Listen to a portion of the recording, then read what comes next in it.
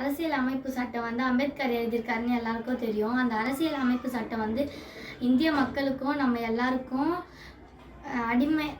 அடிப்படை உரிமை கொடுத்துருக்கு. அடிப்படை உரிமைனாக்கா அரசியல் அமைப்பு சட்டத்தில் அது ஒரு மிக பெருசு. ஒவ்வொரு மனுஷனுக்கும் அது ரொம்ப முக்கியம். அந்த அடிப்படை சட்டம் வந்து ரொம்ப முக்கியம். அதுலேருந்து நான் ஒன்று எடுத்திருக்கேன். கல்வி பெறும் உரிமை. கல்வி பெறும் உரிமைனா இந்தியாவில் இருக்க 14 வயசுக்குள்ளே இருக்க குழந்தைங்களுக்கு அனைவருக்கும் கட்டாய கல்வி அளிக்கணும். ஆர்டிகல் 21A படி அனைத்து குழந்தைங்களுக்கும் கல்வி கட்டாயம் அளிக்கணும்னு இருக்காங்க. நான் வந்து படிக்கிறேன். என்ன மாரி நிறைய பசங்க இருக்காங்க. அவங்க வந்து கஷ்டத்தில் வேலைக்கு கூட போகிறாங்க. அவங்க அந்த மாதிரி போகிறதுனால அவங்களுக்கு படிப்பு இல்லாமல் போயிடுது. அவங்களுக்கும் கட்டாய கல்வி அளிக்கணும். பேரண்ட்ஸும் அதுக்கேற்ற மாதிரி ஒத்துழைக்கணும். இதை வந்து அம்பேத்கர் எழுதியிருக்காரு. நான் உங்ககிட்ட ஷேர் பண்ணுறேன். நீங்கள் வந்து எல்லாருக்கிட்டையும் ஷேர் பண்ணுங்கள். அரசியல் அமைப்பு சட்டம் வந்து அம்பேத்கர் எழுதினார். நம்ம எல்லாருக்கும் தெரியும்.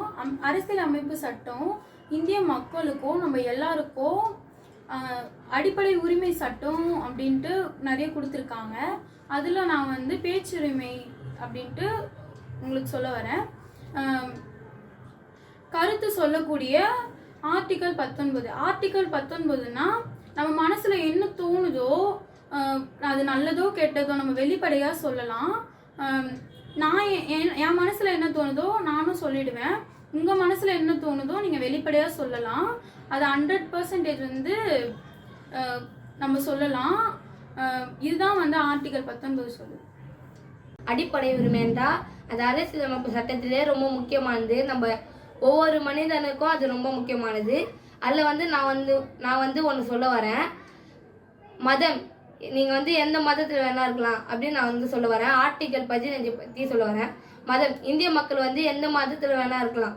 எனக்கு வந்து இந்த மதத்தில் இருக்கணும் அப்படின்னாலும் நீங்கள் அந்த மதத்தில் இருக்கலாம்.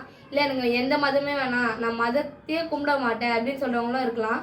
இல்லை எனக்கு இந்த மதத்தில் கும்பிட்டுட்டு கொஞ்ச நேரம் கழிச்சு அந்த மதத்துக்கு போகணும் அப்படின்னாலும் போகலாம். இதை உங்ககிட்ட சொன்னதுக்கு வந்து ரொம்ப மகிழ்ச்சி. ஆர்டிகல் 15 வந்து இது இருக்குது. ஒவ்வொரு மனுஷனுக்கும் அடிப்படை உரிமை வந்து முக்கியமானது.